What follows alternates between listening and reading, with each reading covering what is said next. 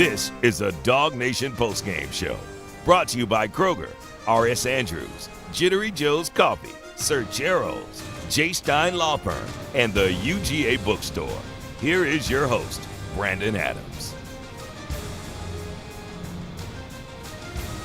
Hello, DawgNation. I'm Brandon Adams, and it is a chilly night here in downtown Atlanta. We are on the field at Bobby Dodd Stadium, where Georgia has gotten an in-state rivalry win over Georgia Tech moments ago, cleaning off and finishing up another perfect 12-0 regular season and setting an SEC record with its 29th straight win, and obviously setting the stage for next week in a battle against 11-1 Alabama in the SEC championship, just a couple of, even almost less than a couple of miles from where we're standing here right now. So we're talking about all of that here tonight on our DawgNation Postgame Show, live from downtown Atlanta on the field of Bobby Dodd Stadium.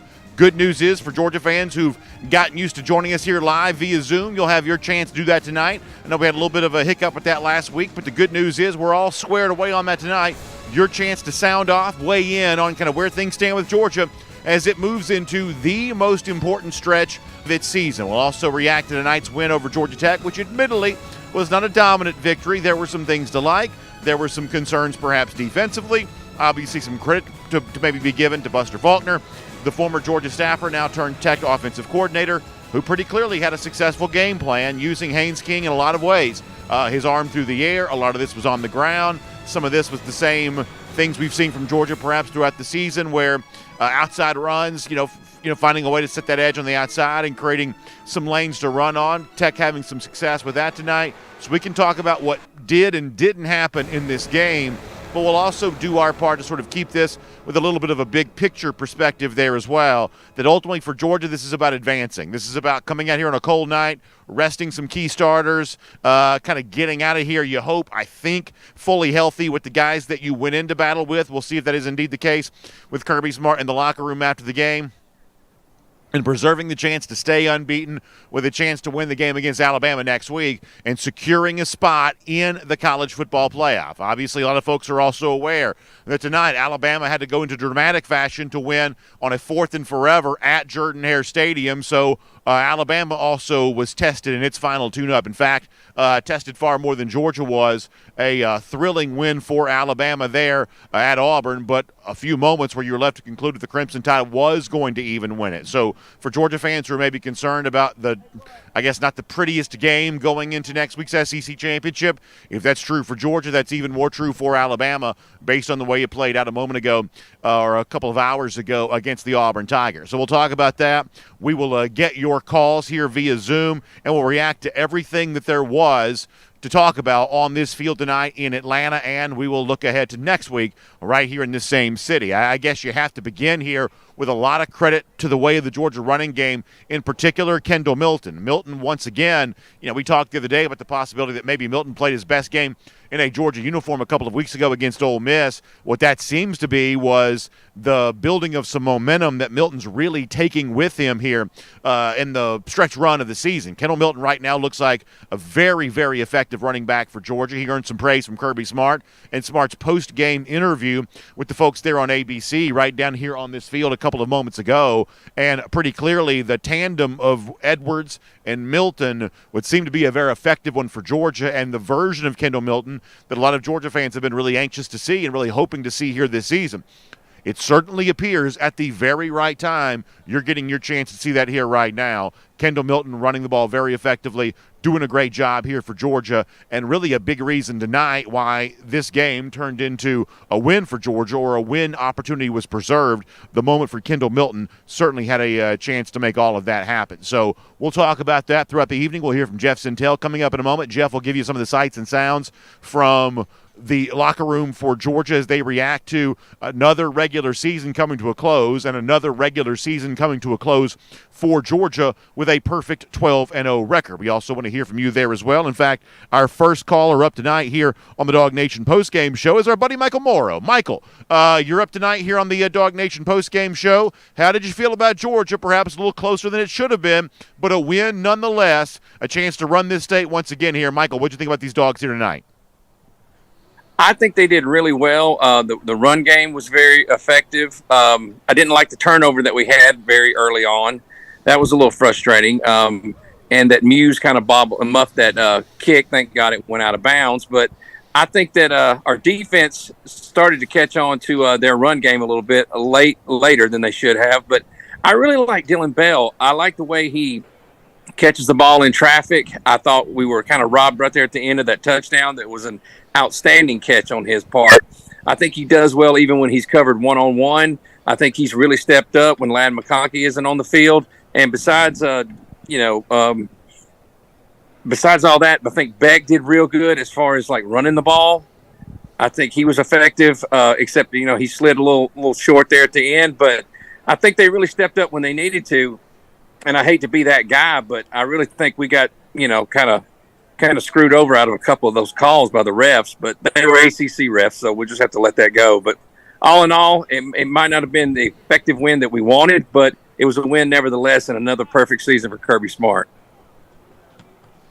Yeah, Mad Dog, I think you're absolutely right about that. I'm glad to hear from you on our post-game show tonight, and I'm so glad you bring up the name Dylan Bell, because much the same way we said a moment ago about Kendall Milton, that maybe Milton is just kind of coming on here at the exact right time for Georgia, giving exactly what it needs, that sort of second dose of potent running ability to go along with what Dejon Edwards has given Georgia for so much of this season.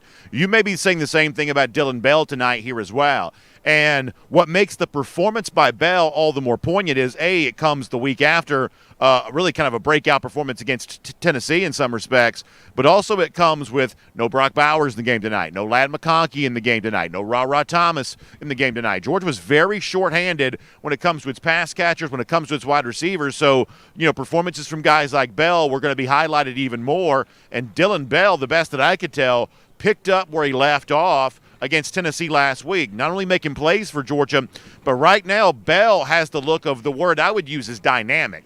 Dylan Bell is playing a very dynamic brand of football for Georgia. He threw a touchdown last week.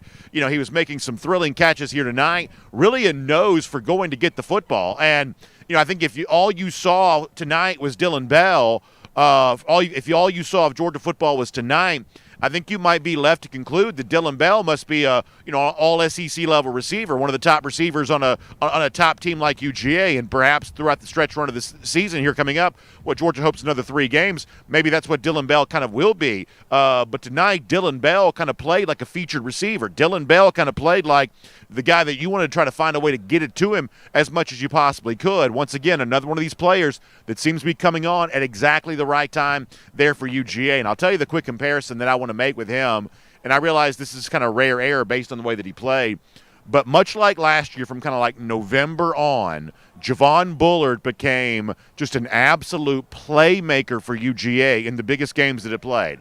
Tennessee, College Football Playoff, SEC Championship. There's a certain version of the way that Dylan Bell is playing right now that sort of makes me feel like he could be coming on almost like the offensive version of what Javon Bullard became in the playoffs there last year. Just something to keep in mind there. Certainly very impressive. JC, you're next up here on our DawgNation postgame show. JC, how about them Dogs? We run this state. Perfect record, SEC record there as well of consecutive victories. Not the prettiest game, though. What did you think about it here tonight? That's right, BA. How you doing tonight? I agree with you 100%. I think I'm doing great. We got to clean up some things going into the SEC championship. I think you're right. Dylan Bell played his butt off again tonight. Kendall Milton played his butt off again tonight. But those turnovers, like the other gentleman said earlier, those turnovers we had kind of killed us there, and the refs again kind of had his handcuffed a little bit too as well. But again, as you know, we 12-0, we run this state, and we're going for 3 in 23.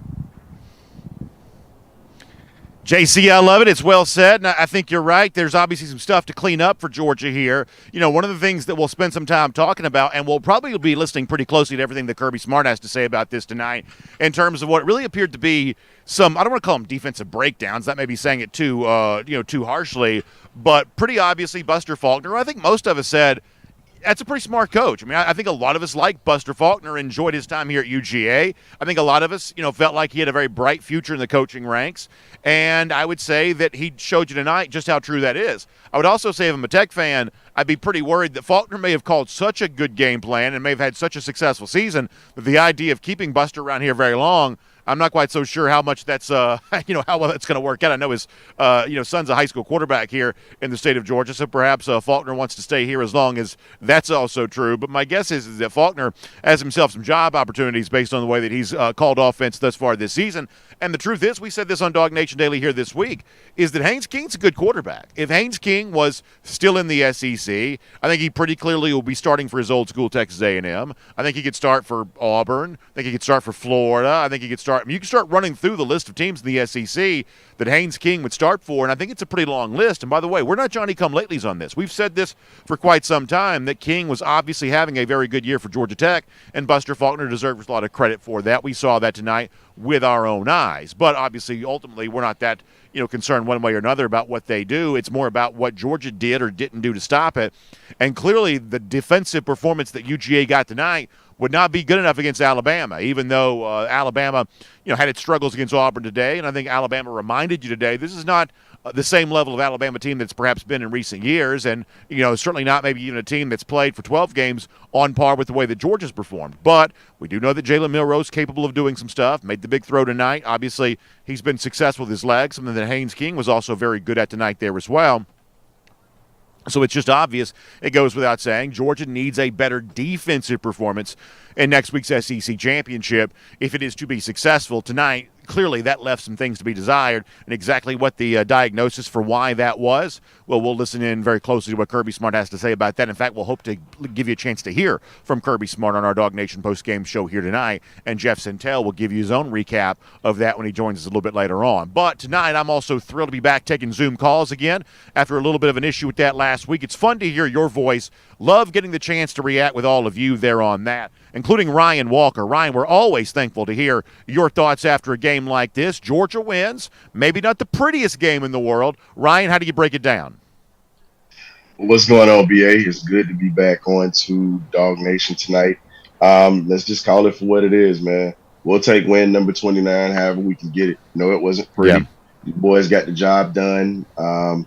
Where I'm not the type that's gonna complain like the referees, but it was definitely a lot of biasness going on tonight with some of those calls. But in this situation, I hope that they understand that they're going to get that same treatment next week. Even though we are the defending national champs, Nick Saban is the type of guy that's going to get those calls. Kirby hasn't, gotten to that level of that type of respect, and we obviously saw that tonight.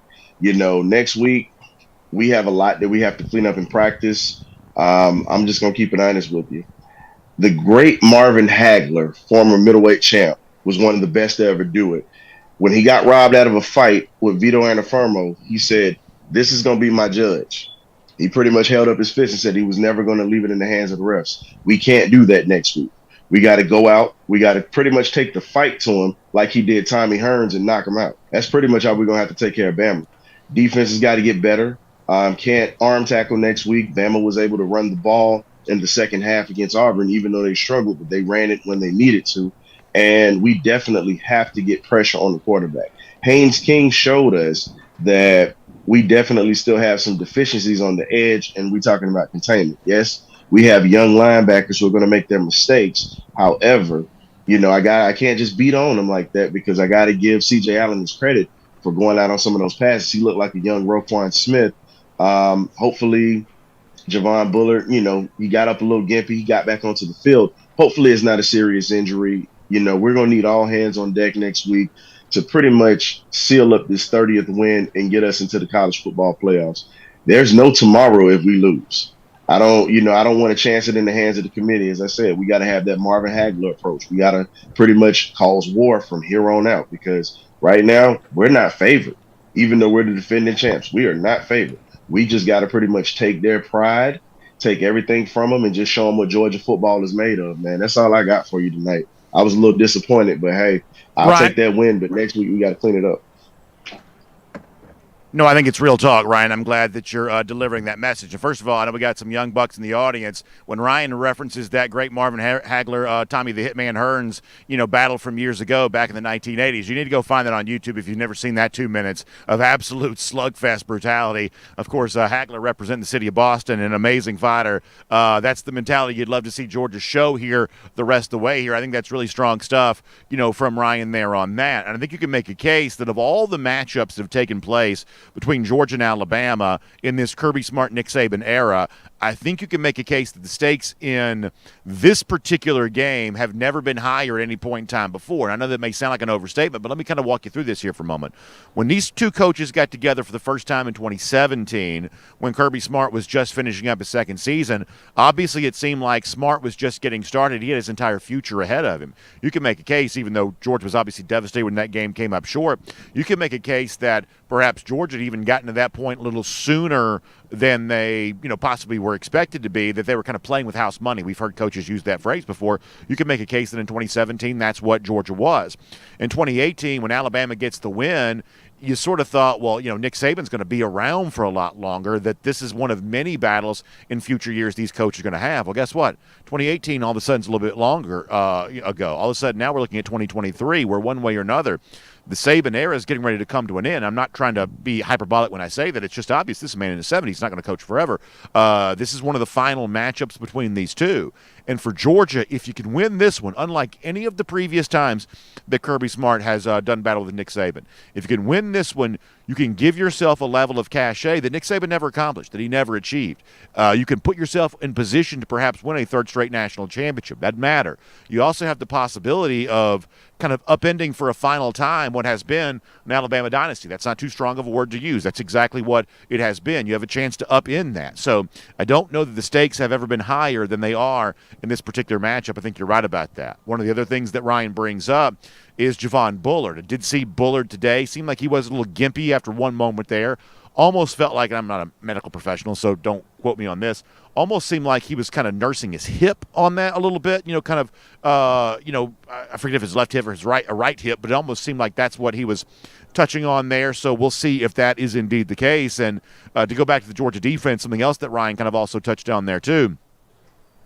The one real, I think, consistent move that Tech seemed to be going back to tonight is, kind of setting up the big outside run, the sort of the wide toss sweep, but also faking that and then allowing King to go up the middle. That's where they scored the touchdown on here near the end of the game. They also used that to great effect right near the beginning of the game, too. So that was pretty clearly an example of Georgia just not able to kind of keep King contained there in that in that particular situation there. King with his legs, very dangerous to Georgia here tonight. We're going to go back to the phones here for a moment. It's Georgia Kid 05. Georgia Kid, you're next up here in our DawgNation Postgame show. How did it feel to watch Georgia get the win, get its 29th straight, but maybe a little bit more of a sweat job than some UGA fans wanted it to be? What did you think about it, Georgia Kid? BA, I tell you, man, I'm very unhappy how we played today. I know we won, but the way we looked, we didn't look like the number one team in the country. I'm just going to be honest. We have a lot of work to do defensively. That's pretty much tape for Alabama moving forward, knowing that our run defense was kind of awful, but it is what it is. I'm glad we got the job done, and it's off to Alabama next week. Yeah, I mean, I think it's certainly fair, and I appreciate the call. I think it's certainly fair to address what was not a great day for Georgia defensively. And obviously, if Georgia played the way that it played today, next Saturday, against a more potent offense against Alabama, perhaps a better athlete at quarterback, although I'm not quite so sure. I'm honestly not quite so sure Jalen Milroe is a better quarterback than Haynes King is. But it is certainly fair, to bring up that you're going to play better than you did tonight. I think that's a real deal. And I don't want to just sort of sit here and try and sort of guarantee that it will. But the one thing we have seen from Georgia is that there is a consistent standard of performance in what sort of feels like a high-level game. And oftentimes, that's not quite the same thing here in this lower-level game. Now Georgia rested more guys today offensively, did not rest nearly as many defensively. But this was pretty pretty clearly a team that approached this Tech game today with the idea of, how do you keep guys healthy? How do you keep guys ready for Atlanta? That's not excuse making here. Georgia perhaps needed to play better than it did tonight. Perhaps made this game more challenging than it perhaps needed to be. Perhaps that's all true. But, nonetheless, it is also a situation where Georgia did not have the same stakes in this game as it will next week or as it did a couple of weeks ago when it was still trying to win the SEC East. So I think all of that's got to be looked at, kind of in totality here, that, you're not necessarily making excuses for the performance, but at the same time, you understand the context of the performance. We've got Jeff Sentell here. We're going to get him. Let's also get Cassie Turner. You're next up here on our DawgNation Postgame show. Cassie, how about them Dogs? 29 straight wins for UGA. But once again, some Georgia fans also expressing some concern about not the prettiest performance here tonight. Cassie, from your perspective, how did it all go down?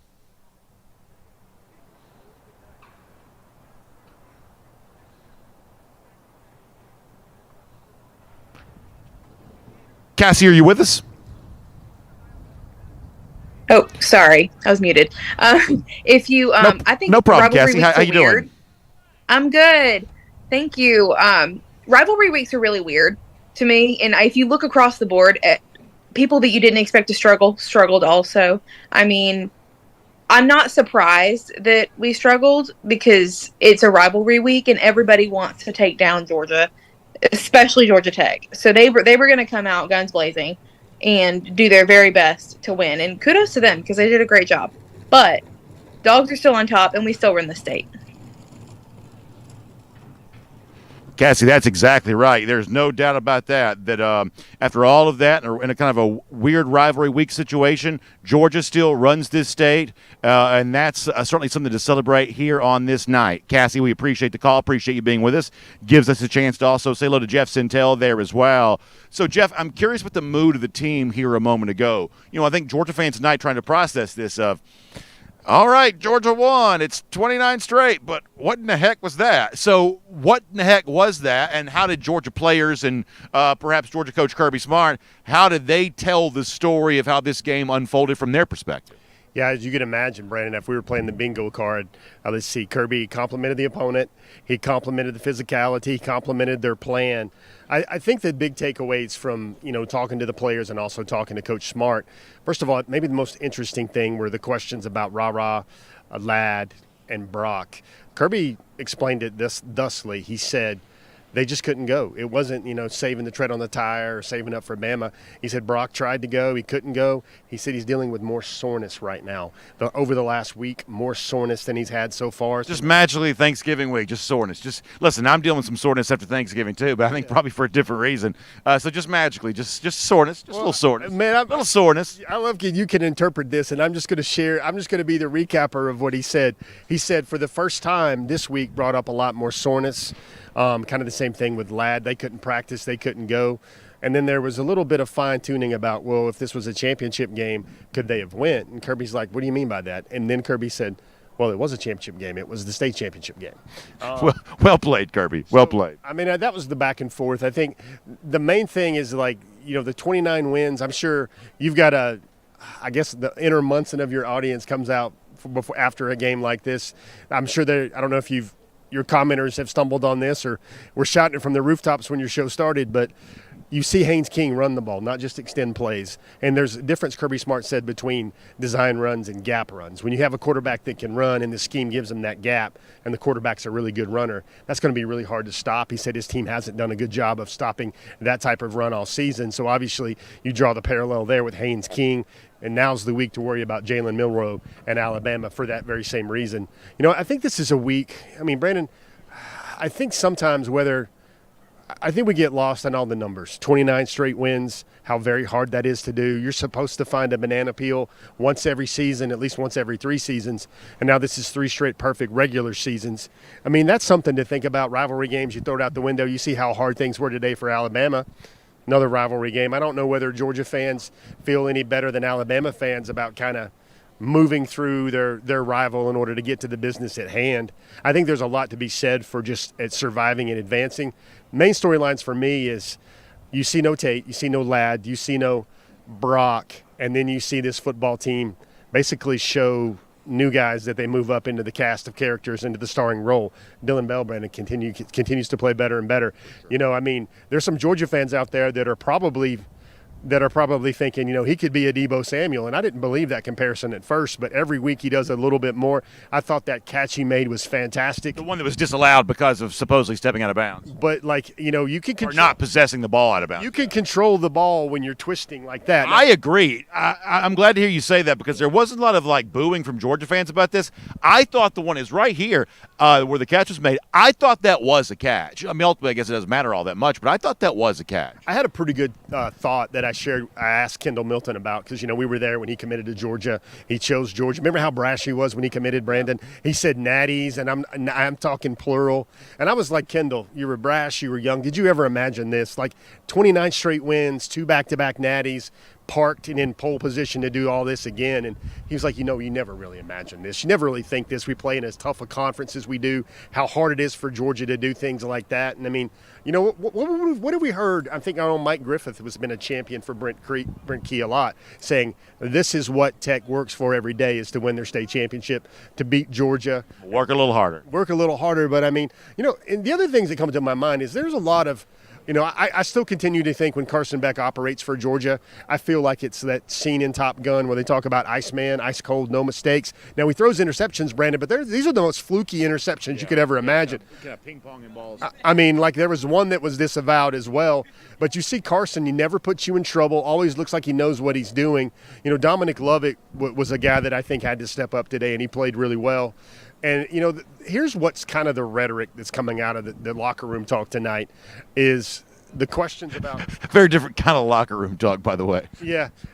Yeah, you like how I throw rhetoric in there? But, like, here, the thing is like the question that's starting to pop up from a few writers is, do you think you have to win to get in? And how much pressure does that put on you? And Kirby Smart kind of even answered that one right there. He's like, I'm going to leave that up to you guys to decide. I didn't know if there was were there any playoff committee members in the post-game locker room? I don't believe so. I don't believe so. But he's like, I'm not going to politic. I'm not going to lobby. This is what we play for. Remember, there's some goals that I don't think get tossed around a lot at the University of Georgia. Win your championship, state championship, win your division championship, win your SEC championship. That's what sets up everything else for Georgia going forward. And now Kirby talked about it. He's been in this game, D coordinator, head coach so many times, and he thinks it's the greatest venue in all sports to play for the SEC title. Let me go back to the phone, see here. Isha, you're next up on our DawgNation postgame show. Isha, how does it feel to see UGA here tonight get the win, and what did you think about it?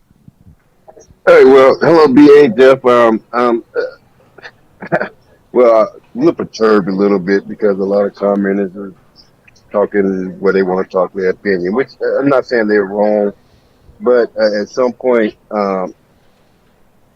you don't need 1,300 people saying the same thing. Congratulations on the 29th win and every other win streak. We just moved up another week. So congratulations on that. Good hard-fought game. Every rivalry game that was played today and yesterday and whenever was a close game. Alabama had to throw pretty much a Hail Mary to win their game. And we just had to play defense not to lose ours. And so a lot of teams struggled, especially top-tier teams struggled doing that. And I don't know why I guess they assume because we beat Georgia Tech 100 times before at about 100 points. Yeah, I know we suck. What I do see that we didn't make any adjustment too much on defense. And I just think they just were trying to play basic defense and not do too much. And kind of set up their preparations for next week's game. Could have been a possibility. I didn't see it. I usually look for, I'm a defensive type of guy. I usually look for defensive judgments. They didn't really make a whole lot. It looked like they were just trying to stop all that up the middle stuff, and they was trying to use their speed and athleticism to get their outside, which they got out blocked and beat to the outside. That's what I saw. Like I said, I read defenses pretty well, and that's what I saw them doing. So, yeah, it sucked.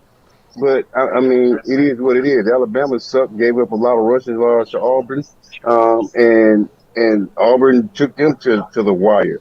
So, I don't think that we're better. I mean, they're better than us. But at the same time, it's not like they're coming into next week game well polished. on us. They got to work on some stuff just like we do. So enjoy the win, relax, hope everything gets taken care of because ain't nothing you can do about it. But pray that everybody's healthy next week and that they make all the adjustments they need to make before the game and during the game. And then we'll look for a win. Yeah, Isha, I want to bring – I think you're right about that, and I appreciate the call. I want to bring Jeff in on both the points you're just making there, and thanks for the call and thanks for being a part of the show here today.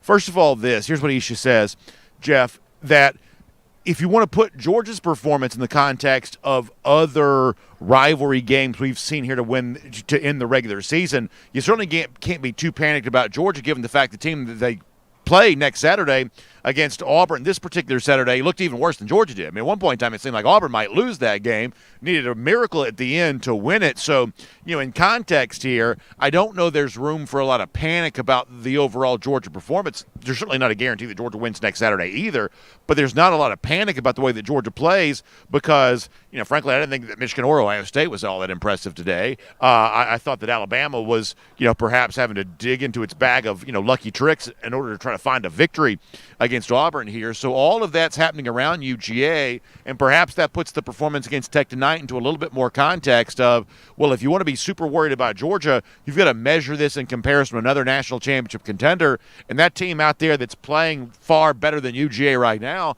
that team right now just doesn't exist. Yeah, that's a good point. Brandon, I look at these games and, I try to be very objective and, besides the partisan nature of a lot of our coverage, but for me, I look at games as was the game ever in control? Was the game ever out of Georgia's control? I think of one play, Brandon. I think there's a pass interference down there. It was a really huge play in the game. I'm talking about the one where Zion Logue tips the ball. Yeah, and it was one of those things, and it gives a chance for everyone to be educated about the rules because if the ball is tipped, you could literally be a cement truck and run over the receiver if you want to. And Zion Logue, to his credit, not only did he tip the ball, but he was literally going like that. Very demonstrative about that. For 27 seconds. I mean, he looked like he was counting money like Michael Williams or something like that. And I thought if that play does not go in Georgia's favor and it's not being interpreted by the ACC officiating crew correctly, then the game becomes a little bit more. It's the first moment where I thought, okay, here comes Georgia Tech. Must be pointed out, another thing Kirby Smart said in the post-game press conference, very political with some of his answers as always, but he said they had studied this crew and they'd noticed, they did their background. They noticed that this crew calls more officials than peer officiating crews in other. They call more penalties. Yeah, it calls more penalties than other conferences. He noticed holding. He noticed pass interference. He noticed a lot of things. So they came into the game prepared for a tighter game where things were going to be called a lot more closely. I think it was. I don't know how you would view this, Brandon, but I've got a lot of colorful language I could use to describe the play Tyrion Ingram-Dawkins made. Oh, that was the worst thing I've ever seen in my entire life. It's almost like this crew had never seen full contact football before. Being here a part of the Atlantic Coast Conference, that's one of the worst calls I've ever seen on TID on the hit there on Haynes King. That was a total, complete embarrassment. So I get Brandon going when I can get like 4 or 5 preacher from the pulpit waves like that. I mean, I'm getting amens right now from everybody out here. I promise you. What's he supposed to do? Set him down on a pillow so he can put him to sleep and read him a story? That's the thing. I mean, it's a good point where you talk about Alabama. Their game was in doubt, Brandon. I don't know how closely you were following. I was getting kind of scattershot. We were watching. Yeah, we were watching it. But everybody's going to look at that game and they're calling it the Milroe miracle. Brandon, there was a lot of good fortune that had to come Alabama's way to even set up that 4th and goal from the 31 or 32. I mean, Alabama was basically like Rocky in a lot of those original movies, man. They were bloody, they were beaten, they kept coming off the map. They were yelling for Adrian maybe at the end of that game. So I really think the team that comes out with more scars is definitely going to be Alabama after that one. All right, let's talk about this. Our player of the game, courtesy of the J. Stein Law Firm. Did we get it right? This is 2 weeks in a row where the audience has really gotten this right. So out of Georgia just playing a more clear brand of football where it's a little bit easier to make the pick, or if the audience is getting more astute with their picks. But Kendall Milton is that guy for Georgia tonight. I joked and said it's shades of Caleb King here in 2009. Running away from the Tech defense. Milton perhaps even better than that, obviously with his performance here, and really a reminder of how good a back he can be when he's really kind of clicking and kind of in a rhythm the way that he was tonight. And a very important piece for UGA as you move into that stretch run of the season, kind of all over the place. Very, very impressive performance, very worthy and deserving, as some of our callers have also brought up, of our J. Stein Player of the Game here, presented by the J. Stein Law Firm. So let me remind you, if you're hurt or injured in an accident, or someone you know or love has been, the most important thing to you in that particular situation is getting the compensation you feel like you deserve. Well, that's what our friends at the J. Stein Law Firm are going to fight to get for you, because they're going to be able to give you that small firm attention. A lot of these like really big firms, you know how it goes. Perhaps they don't even know you exist. All you are to them is just some manila folder with a case number on it. The J. Stein Law Firm, it's like boutique level service. They're a small firm with small attention, direct, really intense attention being paid to all of their clients. That's what they're going to provide you there as well. Josh Stein is a two-time graduate at the University of Georgia. We call those double dogs. He's a UGA Law School graduate. He loves taking care of dog people when it comes to their time of need. So make sure you find them online. The J. Stein Law Firm at jsteinlawfirm.com. That's the website, jsteinlawfirm.com. And certainly congratulations to Kendall Milton for bringing home our Player of the Game award here today. So I've got one thing, and Brendan, you cook up, how do you upset the number one team? How do you upset a 28-game win streak? I thought Tech had a lot of elements in the soup dish tonight. You think about the early turnovers, Brandon. I thought it was funny. Another embarrassment perhaps for Tech is they're the one team of late that didn't score on Georgia's first drive, but then Georgia turns the ball over and gives the ball back to them, and they do score on their second possession for the early lead. You see those things like the pass interferences. You see like the rinky-dink Kirby said we weren't going to play for a field goal there at the end. You guys know what I'm talking about. When Georgia had another one, looked to me like the Tech defender actually tried to come through the Georgia receiver there, but it bounced off some pads. It went up in the air, and then it was another interception. But a lot of things that don't go your way. Recipes for disaster, I guess, a little bit. There was a play, I can't really understand what was happening on the goal line down here. Georgia really had one wide receiver go out for the ball. That was Mekhi Muse, and the ball kind of sailed over his head. Looked like there was some miscommunication there from my vantage point. Like Muse basically didn't even know the ball was coming. So there's a lot of ways where Tech had their openings, but the thing about it, guys, you're supposed to lose some of these games sometimes. Like, we've talked about this a lot of times on this program, Brandon. You can't breathe fire as a football team but about 2 or 3 games a year where, everybody's ready to bleed and they're running through the walls and it's gut check time and snot bubbles time. Sometimes you got to be better. You got to execute better. You got to dominate the line of scrimmage. That's the one thing Kirby Smart said today is he's like, I thought the difference in the game, he complimented their plan. I think Buster Faulkner was really cooking tonight, did a great job, knew exactly how to attack Georgia, especially those young linebackers. But he said the difference in the game was the line of scrimmage. Brandon, when you look over there, even without Tate Ratledge, and you go Ernest Green, Xavier Trust, Marius Mims, Cedric Von Pron Granger, you throw in Dylan Fairchild there as well. Micah Morris jumps in there as well.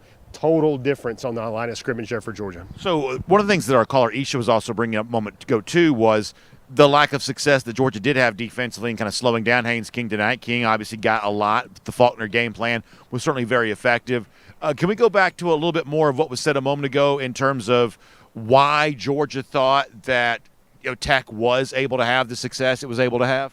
Yeah, Kirby just said they haven't done a good job controlling the run game and from a quarterback all season long. Folks, it's not anything rocket science. We saw the Auburn quarterback do that against Georgia. We saw it over and over again. The running quarterback, the quarterback that can not only just extend time and look downfield, but simply take a read, exploit a gap where you don't have a guy, where you don't have a run fit, and then make things happen. Brandon, I think this is another taste of element that. A lot of Dog fans have been talking to me about, hey, Alabama's coming. What's that going to be like with Milroe? I don't know if you saw this on social media or the post game, but Milroe was like, give me the Heisman after that play. It's one of the dumbest things I've heard of. If you're going to give out the Heisman Trophy on the base of that touchdown, you need to give it to Isaiah Bond because he's the one that dove and made the catch. Milroe was, errant as usual, or at least close to it. The idea that Jalen Milroe's calling for the Heisman Trophy for himself after that is a total embarrassment. He made a huge deal about it. It's a terrible look. Not a good look. And the other thing is, you get your team in that position, and then you have to bring them back. And I'm going to just tell you, folks, next week, just expect more of the same. Milroe's going to run around. He's going to run around like the best running back Georgia's ever seen this season, making a lot of plays, moving the change. I think the one thing that concerns me about the matchup, because remember, Brandon, Alabama has great players. I think Georgia's coaching right now, Georgia's culture right now are 2 big checks in the checkbox right now. But I'd look at that Alabama team. You remember the name Terrion Arnold? Sure, he's had a great season for them. Remember Kool-Aid McQuinstry on the other side? Those are 2 first-round NFL corners. And as much as we like Kamari Lassiter, I think you're talking about the 3 best corners in the SEC, and Alabama has 2 of them. And that kind of speaks to what Georgia does well. Throwing the ball around, making great decisions with Carson. That's the thing about Alabama that worries this correspondent the most. All right, let's go back to the phones here. Clotfelter, you're next up on our DawgNation postgame show. Clotfelter, how about them Dogs? 29 straight wins. How about what you saw from UGA here tonight? Hey, man, can you hear me? I sure can. Okay, hey, man. Well, I think we're all good with the Dogs, man. I want to talk about something kind of close to it. We saw a little bit of it during the Iron Bowl today. How about CBS airing like the last SEC championship game next week? No, I think that's a really good thing to bring up. I'm actually pretty sad about that because I think they've done a good job covering this league. I think the broadcast is a really good one there, and I think it's a lot of the kind of change that we're dealing with here this season, saying goodbye to the SEC on CBS, saying goodbye. This was the final, kind of end of the Pac-12's regular season. That league's essentially disbanding after this year. The 14 playoffs going away, which perhaps is, not for everybody a change for the bad, but just another, element of change that's taking place. This is one of those years, Clotfelter, when we're all, I think, trying to make peace with the fact that the sport next year is going to look pretty different. Do you think? Please. Do you think they'll roll? Is Vern going to come out? Are they going to bring Vern out? I want Did you see the HBO commercial or the what was it? Home Depot did a commercial today. Man, it's like really sentimental and sweet. Man, what are they going to do next week? I hope they do something special for it. I do. I know Vern Lundquist still does some of the Masters coverage each year. He's always up there in that 16th tower. So I hope that I think it'd be great to bring him back or great to do something to kind of reflect on what is really a long tenure of – the SEC's been on CBS since the early 90s. It first became a thing back when CBS lost the NFC NFL package that went over to Fox when Fox just began as a network. And this was CBS's pivot to make sure they kind of stayed involved in sports, and it's really become kind of an iconic broadcast. Of course, many of us love the theme song. We loved Vern Lundquist. We love Brad Nessler now. And Sean McDonough, who actually called tonight's game, was the first play-by-play announcer, I believe, for the SEC when it was first on CBS, or at least he was for a portion of time back during the 1990s. So I'm right there with you. I think this is one of those things next week. I hope Georgia fans do take a moment to appreciate the fact that I believe that CBS has done a good job of televising the SEC, and there's certainly been some very high ratings for UGA on those network games. Even after all these years, most people don't even really know the difference between a network game and a cable game. But even after all these years, the network games still do much better from a broadcast and a rating standpoint. And so next week, it is kind of the end of the era as Georgia is broadcast at least for the foreseeable future, for the long time to come here, broadcast for the last time on CBS, and I'm going to kind of miss that. I tell you what, Brandon, this is a piece of nostalgia. That new ABC, ESPN crew for all the SEC games, they better have some banging theme music, man. They better, because that's the thing I'll probably miss the most. Is just you hear that theme. Da da da da da da da. And sometimes I'm going to throw up, Brandon. Like you had your moment earlier in this game with the Tyrion Ingram Dawkins. I'm going to throw up when I hear that before a Wisconsin-Minnesota game. It's the worst. Yeah. You know what I mean? You're the worst. Be like, what are we talking about here? And you said something earlier. College football is changing in a lot of areas, and I don't know if it's for the better, Brandon. I don't know if it's for the better at all. I think it brings more of an NCAA basketball tournament element to the postseason, and I think that's what people want. More eyeballs, the more fan bases you can have plugged in. I think that's what everybody wants is these new TV contracts explode a little bit. I don't know. Very curious. Maybe this is something you usually park for later in your show, but the thing on my mind I really wanted to talk to you about is a lot of rumors flying today around Texas A&M. Yeah. They're turning down jobs left and right. They dropped Dabo Swinney's name in there, which would have been so crazy, the anti-NIL pioneer, and now he's going to NIL City. But the latest thing, it seems to be Mark Stoops, though, right? Yeah, that was what I was going to say. Like multiple guys turned it down, and now the chatter or the leader in the clubhouse in terms of that is Texas A&M and Mark Stoops, Brandon. So that's a guy I kind of noticed that in his post-game press conference. when Georgia beat them again for the nth time when they thought they had something for the Dogs. I just saw a look of a guy that was like, he is growing tired of this because he does not have the weapons, the arsenal to try and win games like this. He also doesn't get along with anybody. I mean, he doesn't get along with John Calipari. Nobody gets along with Mitch Barnhart. Kentucky as an athletic department is really on the verge of implosion. So I think Stoops wanted any job he could get this offseason. And as it turns out, he may get, I believe, I'm of the belief the Texas A&M job is a very, very, very good job, despite the fact it's a program that hasn't won very much. It's just kind of funny to think that at one point in time, I sort of had Stoops as a candidate to take whatever job was offered to him. And now all of a sudden, he may fall into what I believe is one of the 10 or 15 best jobs in all of college football, if not even higher than that. And then the thing is his teams were always physical, hard-nosed, line of scrimmage teams, a lot of the Kirby elements at work there. But now he's going to get the Rolls-Royce pieces, the Maserati pieces to go along with that element and the way he wants to build the team. I know Texas A&M fans are not happy because they're going to look at maybe a bigger splash, where's his national championships, where's his big recruiting acumen.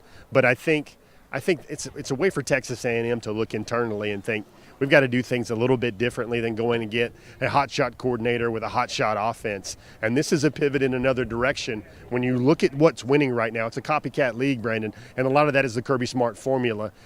The other thing, Brandon, you and I have been following the Dogs for a very long time. This goes through my mind tonight as well. 3 straight regular seasons with no losses. It's crazy. I know people go 29 wins, and that's really jazzy because Georgia's higher than Bama, Stallings Bama, Bryant's Bama. But, Brandon, since you and I have been alive, there's only been 2 times prior to this streak that Georgia had a perfect regular season. Just 2. And that's the 1980 season and the 1982 season. And only one of those resulted in a national championship. I don't know if we keep saying this. I feel like a guy that's blue in the mouth. That still astounds me, Brandon. I want to park on this for a moment because I do believe this is really important to discuss. Most college football fans go to the stadium or tune in on TV with the hope that their team will win the game. That is the way that most college football fans, I'm talking about like 90-something% of the fans in the sport, on a given Saturday show up or tune in the hopes that their team will win. The idea that Georgia never loses a game is not real life for anybody else in college football. That's the thing you got to pause and appreciate here for a moment. 29 straight is just a number, and perhaps it means something to you, perhaps it doesn't. But you have to, in the deep, dark corner of your mind, go way back in time to even remember the last time the time this team did not win a game. It is very abnormal to do nothing but win for 3 straight regular seasons. That is very, very, very abnormal. And I think one thing I love about our audience, Jeff, is I do believe that me and all the folks who tune in have truly appreciated what we're experiencing here. It will not last forever. I hope it lasts longer than it is obviously right now, but it will not last forever. And one of these days you'll look back on it, we all will, and say, gosh, that's bizarre, and it's amazing just how successful Georgia was. So I'm glad that we're spending some more time to talk about this, whether you categorize it as 3 straight regular seasons, 29 straight games. If Georgia had not tripped up against Alabama in the 2021 SEC Championship in the college football playoff, they would set the record for the longest consecutive winning streak of all time. As it stands now, it's the SEC's longest winning streak. This really is a phenomenal accomplishment, and we get desensitized to anything over the course of a long period of time. It's just true. It's just the way that things go. We should really try to prevent ourselves from getting desensitized to just how remarkable it is to win 29 straight games. And is it 40 of 41? Is that the math on the other side of this? Because it's somewhere in the 40s. You're kind of bumping right against the 40s. 40 out of 41. Yeah, 40 out of 41. So I have the number right there. Jeff, it's an unbelievable run. And I mean, Brandon, like when you and I started working for DawgNation, if you would have told us Georgia would become 1990s Nebraska, they are. That's not a hyperbole. That's not a throwing a radical point out there. Georgia is 90s Nebraska in terms of dominance, in terms of the way they win. A couple of pieces of color that I like to find on the sidelines. First of all, these Tech fans here were so hysterical. They would literally after every play. They wanted him to go for it on every 4th down. They wanted him to kick. He should have gone for it the first one. I mean, down there in that end zone down there, 4th and short to begin, near the beginning of the game, he should have gone for that one. So, like, I'm telling you, I was in this corner, I was over there, and I heard this statement 3 different times from 3 different packs of Tech fans. They said, gosh, that's why I hate Georgia so much. And they're talking to a neighbor, and they're like, now you know why I hate Georgia so much. Could we just get one of these? It would like, and I heard this other thing too. This is the only game we play that matters. This is the only game we play that matters. I know this is a good football insidery stuff. I walked up and down the Tech sideline, and I noticed something. Brandon, they had about 30, maybe 20 players in street clothes with their jersey. I noticed that. And these were like scholarship players. I regarded them as scholarship players. I did some reporting. How does one regard someone as a scholarship player? I regard you as a scholarship player. How does one do that? Okay, well, if somebody looks like... I'm kidding. Somebody looks like Jamal Jarrett, not like Mekhi Muse, that's how I can regard them as a scholarship player. No offense, Mekhi, and all your family out there. But I'm just trying to say, that guy looks like he's a corn-fed mule, a prospect. But what I was told, Brandon, about this is Brent Key did not dress anyone out tonight unless he thought they could make an impact in the win. So they cut down that roster to bare bones about their A-team personnel, the guys that they had. Surprised like 3 players didn't walk out here. If the standard is, hey, if you're not good enough to beat Georgia, you can't dress out, they got, Haynes King and 2 other dudes standing out there. Yeah, man, I get you on that one. I set you up for that one. But, I mean, really, that's something you don't see a lot. Because I was like, what? Hold on. And these were like 6'5", 270-pound defensive ends or offensive tackles. And they were what I was told is if you're not able to play winning football against Georgia and be our best 1 or 2 guys at every spot, we're not going to dress you out today because we're going to show you what it takes to be able to beat a team like this. Plus, this is a cash-strapped program. That's just money they save on the washing machine bill and stuff like that. They have to wash the uniforms. The washing machine bill. It's funny. They put the visiting team every year at Tech, and I hear they're building new facilities or whatever, but they put it in the team weight room. It's right over there. It's right underneath. I've been in there before. Technology. And unlike many Tech players. I'm going to tell you, Brandon, I see a lot of high school weight rooms that look more impressive than that one. That's all I'm saying. That is as bad as editorial as I would get, but there's clear differences between these two programs. All right, let's do a couple of things here. First of all, let me give a shout out to our friends at the UGA bookstore. Obviously, we're here on the turf here at Bobby Dodd Stadium tonight, but back all season long when the games were in Athens, we were very happy about being there at the UGA bookstore. And I want to encourage you that as we move towards Christmas, obviously a lot of folks want to be decked out in their finest UGA apparel for all the big games that are coming up, or just kind of reflect on the great season that Georgia's having. Well, the best place to get that right there in Athens at the UGA bookstore. It's the place where dogs shop. I love shopping there. A lot of the stuff that I'm wearing, including my sweatshirt tonight, that I got on underneath my DawgNation coat. This came from the UGA bookstore, so I'm always very thankful for the UGA bookstore apparel that I've gotten over the years.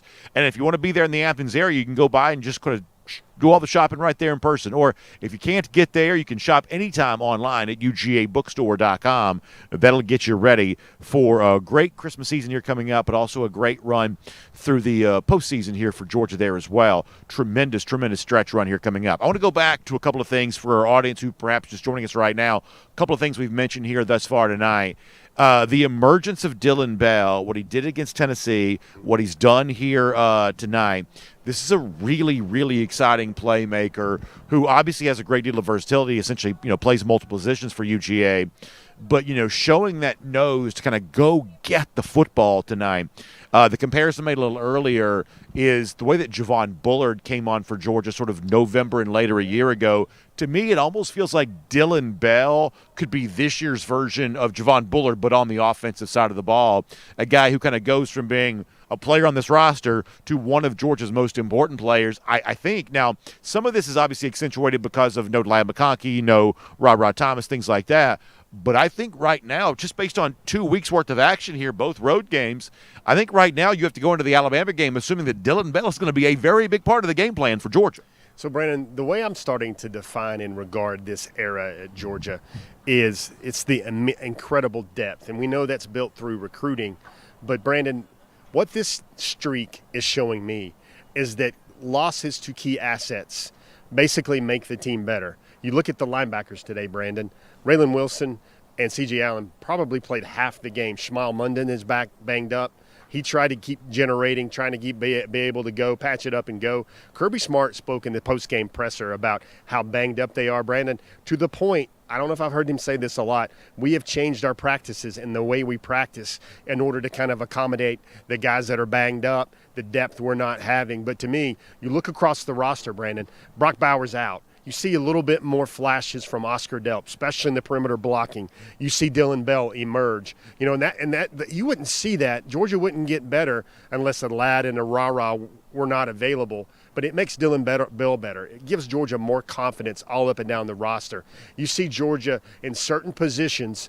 And also, a kind of a glimmer I saw tonight was, Jamon Dumas-Johnson was walking around. I saw him get off the bus. I know you had the dog walk or whatever, but he's carrying saw him there, his yeah. bag. Yeah, looked good. Looked to me like that was his injured hand he was carrying it with. I saw Julian Humphrey as well, and there's a lot of whispers, Brandon, that he might be ready for that challenge next week against Alabama. Of course, he's going to have to practice. He's going to have to be ready to go. But, Brandon, somehow with this team, when they lose assets, remember in years past, the Rick teams, Brandon, when they lost player assets, there was a devaluing on the field. But now what it does is it sharpens the stone and gets it even better. C.J. Allen and Raylan Wilson are going to play much better next year and the years to come at Georgia because of this time. I think Oscar Delp will take a lot of this time where he didn't really, he'll be the featured tight end next year when Brock Bowers goes to the NFL. He's going to lean on a lot of this primetime performance now where he had to be the guy to keep going forward. And you see Lawson Lucky jump in there, Brandon, and get a lot more reps as well. Somehow adversity reveals more depth, more skill, and it makes Georgia better. And I think that's another thing that's really special about this run. I like that term you used. I want to park it on here a little bit. Not only is Georgia winning these games, they're not squeezing every drop they can out of their future NFL draft picks. They're putting them off to the side, and when they can't go, they're raising up the next breed of Bulldog, the next wave of guys that are going to be so hard to stop. I just wonder how many SEC fans look at Carson Beck and they go, oh, my goodness, this guy was sitting and watching for 3 years, and he is as good as any 4 quarterbacks in the country right now. I think that's where Carson is progressing right now as his first-year starter. One of the things Kirby said in his post-game comment when everybody was wanting to gas up Kendall Milton, and Kendall Milton had a great game. He's playing the best football of his Georgia career. This is like how he closed out last season. I mean, Kendall Milton has made some money for the NFL draft these last few weeks, but then Kirby said, listen, perimeter run blocks. We got guys creating space for him to run through. We've also got a quarterback. Kirby says he's a lead a lot at line check, and a lot of times people look at quarterback checks, and that's a check down. No, the check is he sees a light box or a heavy box. He sees run the ball this way, run the ball that way, because Carson can figure out what the defense is trying to do, and then he's going to put the ball in Kendall Milton's very capable legs and hands right now when it benefit Georgia in terms of numbers in the box. I want to mention a couple other names from tonight's game, but let me also give a shout out to our folks at Cercheros there as well. Obviously, you're kind of coming off that time where we've all had plenty of turkey, plenty of dressing. Perhaps you're ready for a little bit different flavor here coming up. Well, that means the folks at Cercheros have got you covered. 25 locations throughout the state of Georgia here. So when you're getting ready for holiday parties coming up or game watching parties or perhaps a big tailgate next week for the SEC championship, with all of that on tap, our friends at Cercheros can be your great catering source for all that. Burrito platters, taco platters, the sizzling fajitas, and all the delicious stuff that goes on with all of that. You want the fresh meats, the guac, all of the best, the queso, delicious flavors. Our friends at Cercheros have got you on all of that. Find them online, cercheros.com for more on that. 25 locations, great tailgating, catering option as you get ready for Christmas holiday parties, watch parties, tailgates, everything else. Cercheros.com for a lot more on that. That's Cercheros.com for a lot more on that. Can I say one thing? I want to say this one thing. Now, you guys, I don't know how you, and I'm going to have to give a pat on the back to the big guy here. This guy just jumps into an ad, jumps into a read, bounces back and forth. I'm down here on the trenches, and I don't get the fried chicken meal that those guys up there had. We get nothing. As someone who has been both press box and on the field a good bit this season, it's amazing how different the two media classes are treated. Like, they treat the photographers like steerage. I mean, and you sit there, I feel like Jack Dawson on the Titanic. They make you go up and they'll let you eat up there. But, like, what I mean by that is not poor photographers, poor Jeff. What I mean is Brennan is literally just dropping a read. He's doing a great product pitch or whatever. And I can feel my mouth literally, like, watering. He's like chicken fajitas, and I can feel it sizzling. And he can go from Tyrion Ingram Dawkins, that's awesome, awful, Embarrassing. And then he can talk about Cercheros. Hope I got that right. Cercheros, that's right. Cercheros.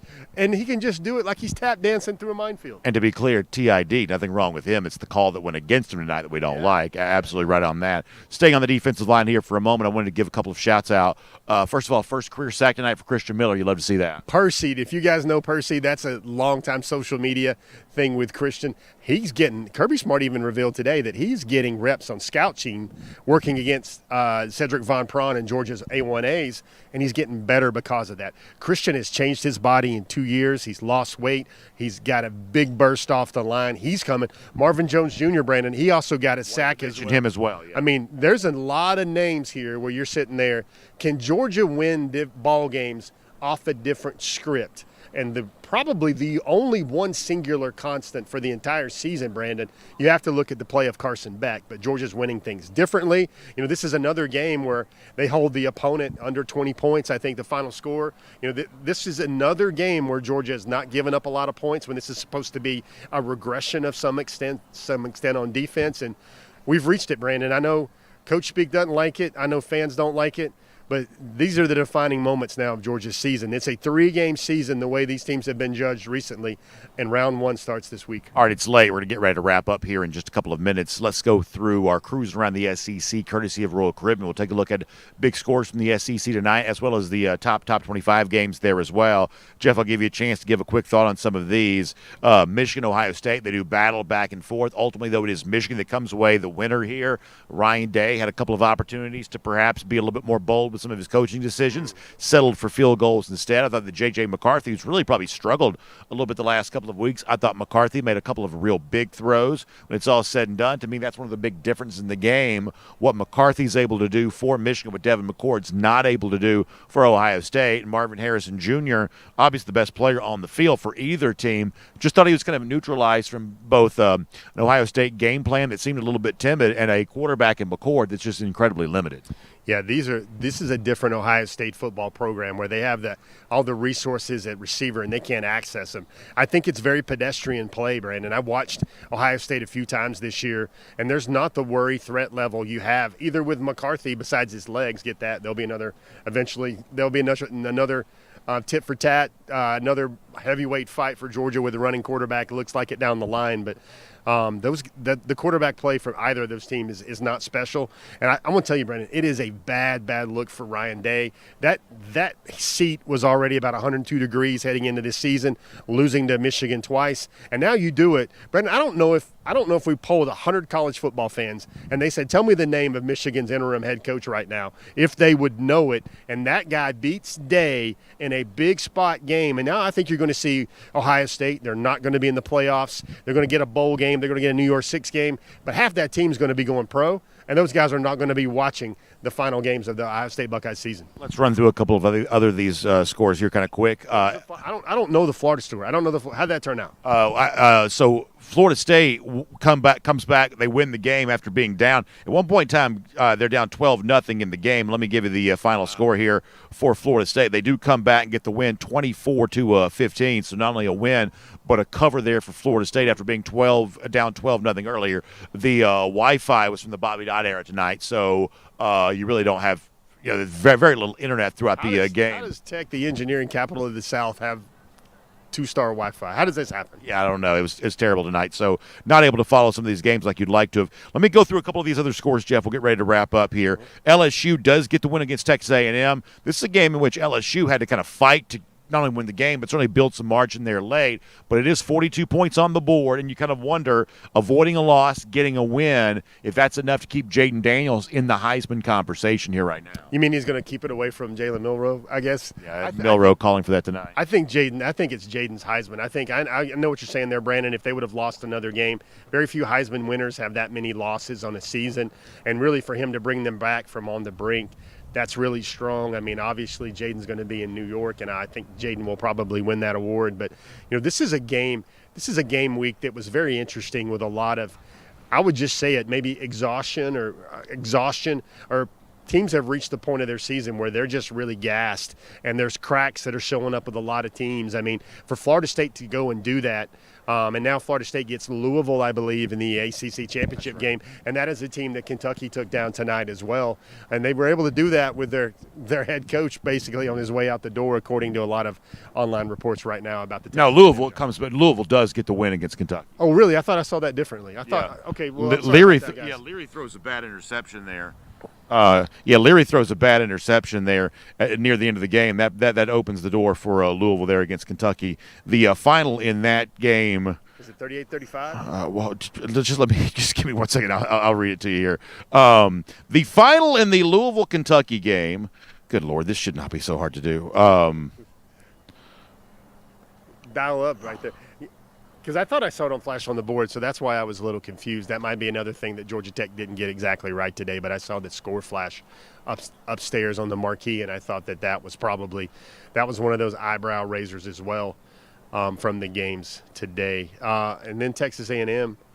We talked about. Yes, you're right. I'm sorry. Kentucky did win that game, 38-31. I apologize. Georgia Tech marquee crew. Kentucky did win the game, 38-31. Yeah, I looked up there and I'm like, man, because I made the mental note that Stoops is on his way out the door, and that's a big cherry he leaves the Wildcats as they get that in-state championship. All right, let me see if I can corral this here for a second. One game we have not talked about. We'll get ready to kind of wrap up with this. It is Alabama. It's the Jalen Milroe touchdown to Isaiah Bond.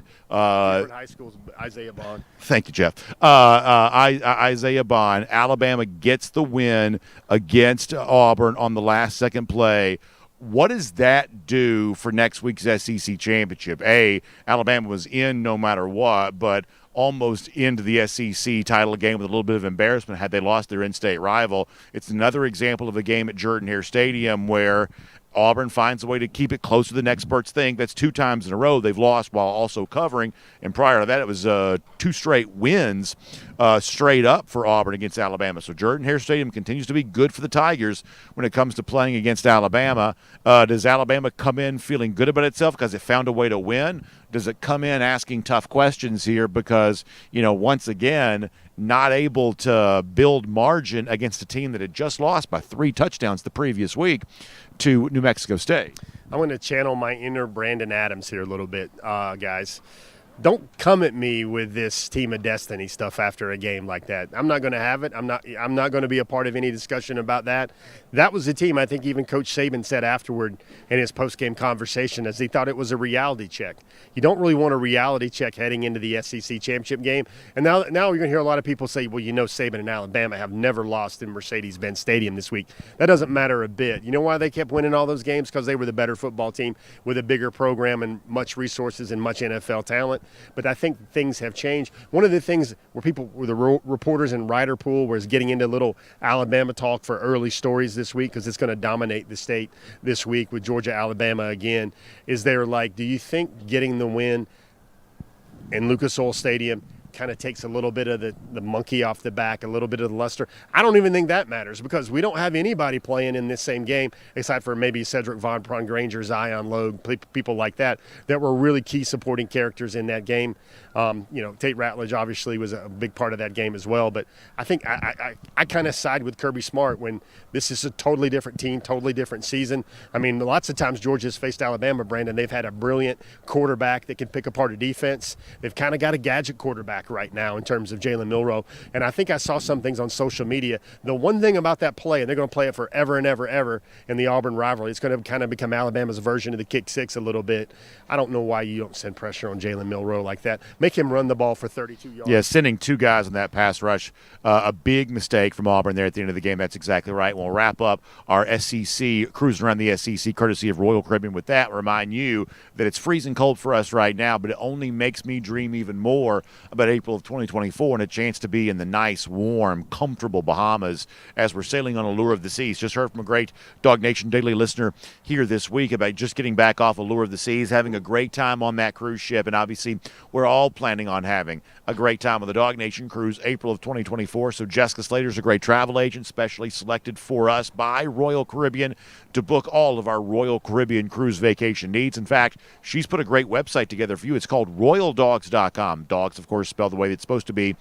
DAWGS. You can go to royaldogs.com and find out how you can get out of this cold weather and be ready for some warm weather, some wonderful weather in the Bahamas. April of 2024 as we sail out of Port Canaveral, going to Nassau in the Bahamas, going to Perfect Day Coco Cay, which, by the way, will be new and improved. Even more fun things to do on Perfect Day in Coco Cay here in 2024.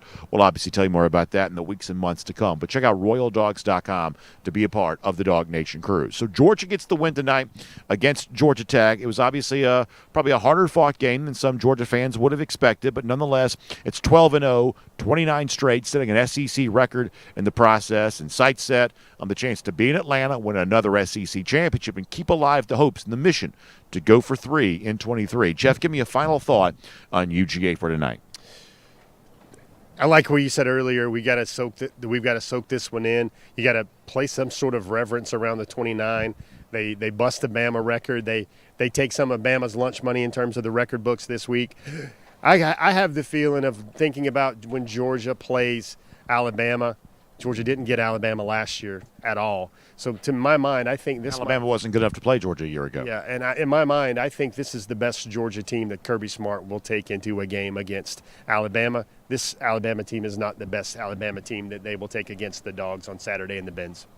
Very interesting to consider. Obviously, we've got an entire week to talk about that. I'll wrap up by saying this. There's obviously a lot to be grateful for us here during this Thanksgiving weekend. You've seen Georgia run through another regular season schedule undefeated, another victory against the in-state rival, the phrase that we all like to use, we run this state. Georgia gets a chance to say that again for another 365 days, which is certainly a wonderful thing. And obviously setting up not just a Georgia-Alabama SEC championship game, but a matchup, I believe, that has higher stakes and more hype and attention than perhaps any of the previous games, national championship included, perhaps because of the long-standing ramifications this outcome could have next Saturday. It's going to be a fun week here around Dog Nation. Sounds like you got some news for us. Breaking. And it seems like all these writers are falling over themselves to be the first one to report Mark Stoops' news. Kentucky Sports Radio, a very plugged-in source regarding all things Wildcats. They're reporting that Mark Stoops is staying in Lexington. Okay. This news cycle is getting crazy, y'all. I love coaching rumors. Y'all know that. I love the coaching carousel. I love the idea of a coach leaving to go somewhere or the last-minute attempt to keep a coach in place. Perhaps that's happening here, and the anticipation that the Texas A&M opening could get a lot of coaches very well paid in the process here. Maybe that's what's going down with Mark Stoops, because obviously Matt Jones and the folks there at Kentucky Sports Radio, they know that scene in Lexington there pretty closely, as we do ourselves down here around Dog Nation. So interesting to follow how all this plays out. And, of course, anytime a coaching change happens around the SEC, obviously Dog Nation's going to cover that too, just like if it happened to UGA, because if it happens around UGA, it matters to Dog fans there as well. So we'll say goodbye to you tonight, but stay close to Dog Nation throughout the weekend for all of the things that go down, including a lot of coverage from Atlanta tomorrow. We'll actually hear from both Kirby Smart and Nick Saban tomorrow as an early lead into the SEC Championship. So SEC Championship week essentially starts tomorrow. So we'll have plenty of coverage for you there on that at Dog Nation. I'll see you Monday for Dog Nation Daily. Jeff, of course, will have plenty of recruiting talk for you throughout the week there as well, with eyes on Atlanta. And by the way, if you want to be a part of our Dog Nation Go for 3 and 23 tailgate next Saturday, I believe there's still some space for you. So go to DawgNation.com, click the link. You can be in there. You can be a part of that. Tickets are flying fast, but obviously there could be still a limited opportunity to be a part of that. So make sure you check out DawgNation.com, and you can do that. Georgia's a winner. We run this state. Dogs get to say that again, and we'll all say it together here back Monday for Dog Nation Daily with eyes on the SEC Championship there as well. Thanks for being here as a part of our Dog Nation postgame show. Have a great night, everybody.